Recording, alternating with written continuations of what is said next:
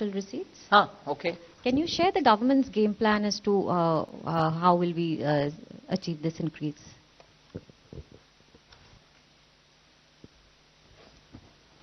The miscellaneous capital receipts are budgeted as, 50,000 crore, which was like 23-24 also, it was 51,000 crore, the interim budget.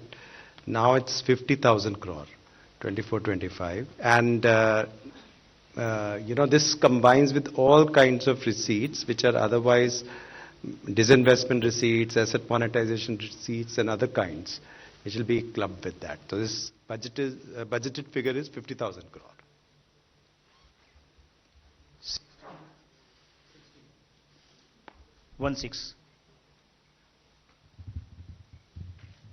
Ma'am, very good evening. Sapna Das here from CNBC. Ma'am, two questions. On the incentive-like employment scheme that you have announced, 2 lakh odd crore is your overall fiscal envelope over the duration of the scheme. Could you give us a sense as to, we are already almost halfway through the current financial year by the time you pass the budget. So practically around 7 months will remain for the financial year. But any kind of an allocation that you have done for this scheme for this year, ma'am?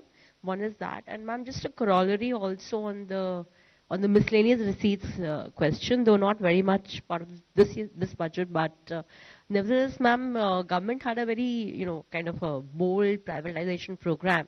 Do we understand that this is now being calibrated? That's it, ma'am. Thank you. First question. Yes. As you rightly observed, there are only this is not a full financial year. The schemes have just been announced. They will now go through a process of quick design, appraisal and approval.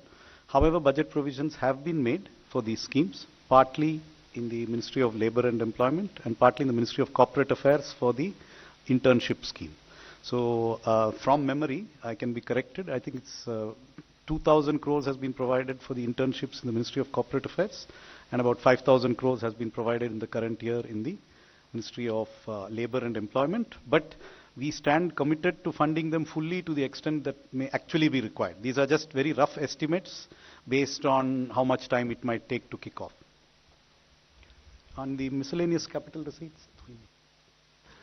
Well, I think in the interim budget, FM had announced, we are going for a holistic strategy for management of equity in PSUs. And I think which includes, value creation and also using the performance, the capex, the dividends and consistent dividend policy and the capital management all together, and also the calibrated disinvestment strategy, which also includes listing and market dilution, but all together in a holistic way so that value maximization is there. I think the same strategy is going to continue. 122.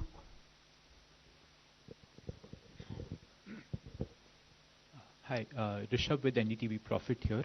I have two questions. One on the space fund that was announced, the 1,000 crore fund. What will be the composition of this?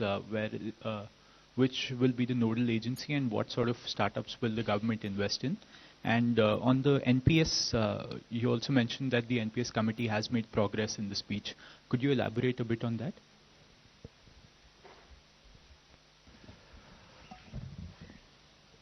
So we have seen that there's a lot of interest of the private sector on participating in the space program. Hitherto, the participation used to be on being a supplier to the space program, but now development of the satellite, mounting experiments there, they're getting into that space. And if you recall, even FDI was opened up in that sector. This is an attempt that Indian entrepreneurs, Indian startup who want to risk capital to get into that area, that should be facilitated. We believe that the amount is 1,000 crore, but that can have a very large multiplier effect. And that's what the scheme announces. On your question on the, I think your second question was on the government NPS, right? So as you know, there is a committee which is looking into it. The committee has done a lot of detailed calculations of the fiscal implications of different ways of addressing what are the expressed sort of priorities of the employees. We have been in dialogue with state governments. We have had discussions with each and every state government. We have met the staff side of the government has a staff consultative machinery, a formal machinery. We've had 4 meetings of that machinery to understand what are the staff's priorities. And our attempt is to design something that is fiscally prudent, but also meets what are the core priorities of the staff in terms of having a secured retirement income, which provides for their needs. So this is a balancing act, because obviously there are costs. The more you give, more expensive it is. And so we are at an advanced stage of working out various options, and we are also discussing these options with the staff side. Just to correct the budget estimate that I gave earlier, 10,000 crores has been provided in Ministry of Labour and Employment for the new employment schemes, and 2,000 in Ministry of Corporate Affairs. Yeah. 125. Good afternoon, I'm Nikunj from Reuters. A follow-up on that FDI facilitation, you said that government will take steps to facilitate FDI. The Eco Survey also yesterday said that the government should import capital from China so that there's a right balance between investments and trade. So will the government also take steps to quickly facilitate investments from China that have been pending for long? And secondly, you've come up with an NPS for minors. So will that also have some sort of tax benefits to nudge people to enroll for NPS so that a pension coverage increases? Thanks. The Economic Survey gave its view on the investments from China. As things stand today, investments do go through the Press Note 3 process when it comes from China or from any of our neighboring countries. So that process is still on. Economic Survey has indicated that it might be time for us to open up and allow for. So that's a economic survey. I'm glad that the secretary is seated here. It's normally an arm's distance. But that doesn't mean that I'm disowning the suggestion.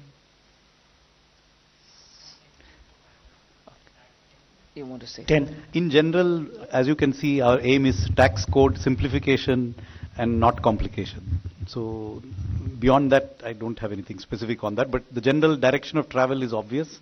We are not creating more and more tax deductions for individual tax instruments. Respected Madam, मेरा नाम नरेश वत्स है और मैं स्वतंत्र पत्रकारिता करता हूं। आज जो आपने किसानों के लिए और ग्रामीण क्षेत्र के आधारभूत संरचना के लिए काम किया है, उस पे 2 तरह की राय आ रही है। एक राय तो ये कहती है कि गालिब ने ये कहकर तोड़ दी तस्बीह, क्यों गिनकर नाम लूं जो बिन मांगे बेशुमार देता है। एक वर्ग तो इस तरह से तारीफ बजट की कर रहा है, लेकिन दूसरी तरफ प्रतिपक्ष के नेता राहुल गांधी ने कहा है कि आंध्र प्रदेश और बिहार पर जो दरियादिली दिखाई है, कहीं न कहीं ये लगता है कि ये कुर्सी बचाने का बजट है। अखिलेश यादव जी भी ये कह रहे हैं, आप कैसे देखती हैं? जिन इंडी अलायंस का मेंबर्स साथ होकर के भी 230 पार नहीं किया और जहां बीजेपी अकेला 240 तक पहुंचे और प्री इलेक्शन अलायंस के साथ आज सरकार तीसरी बार बनाए, प्रधानमंत्री जी का तीसरी बार स्वतंत्र भारत के चरित्र में पिछले 60 साल में जो नहीं हुआ अभी हुआ है। कुर्सी बचाने के बात करने वाले पार्टियों थोड़ा सोच ले।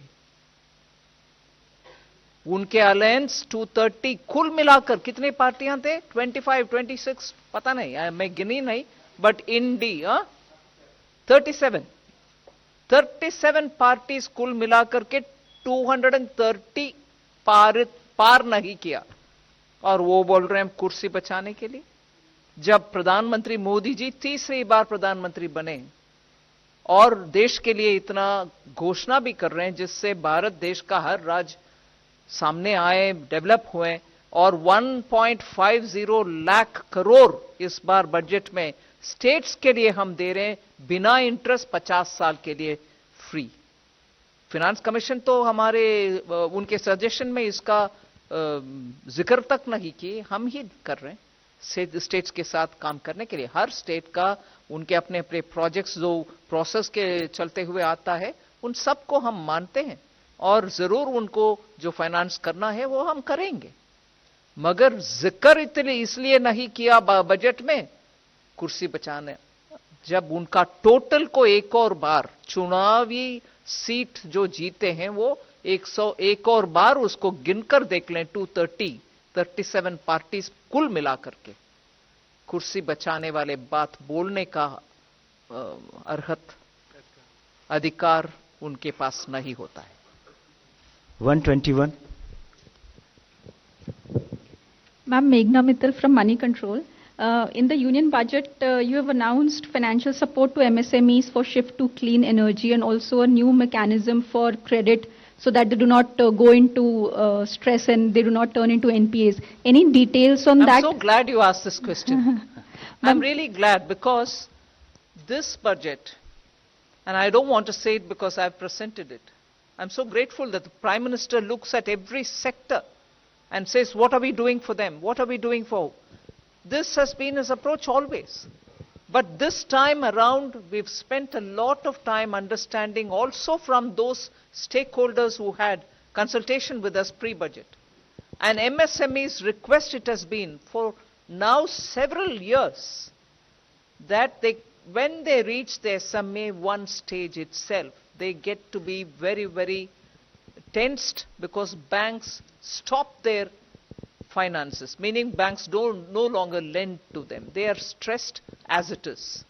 And if they are stressed as it is, and if there is this threat that the bank will not further give them working capital, sooner, by the 90th day, they become NPAs.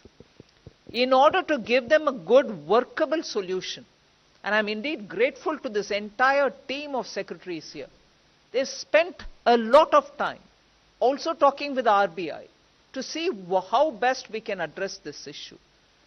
And RBI has also a very well established framework which we are quite respectful of, where banks are clearly given a bit of a margin to handle MSMEs at the SMA stage 1 itself, without pushing them to become SMA 2 stage, and then at the 90th day announce them as non-performing assets.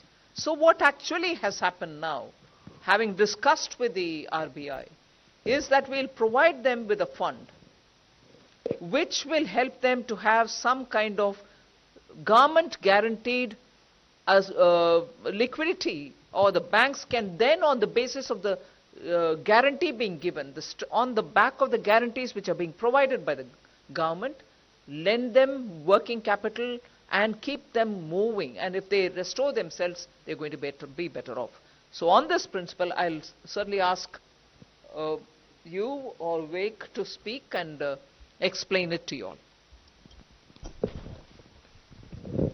As FM has already explained about the credit guarantee scheme, this will certainly facilitate the term loans without collateral or third-party guarantees.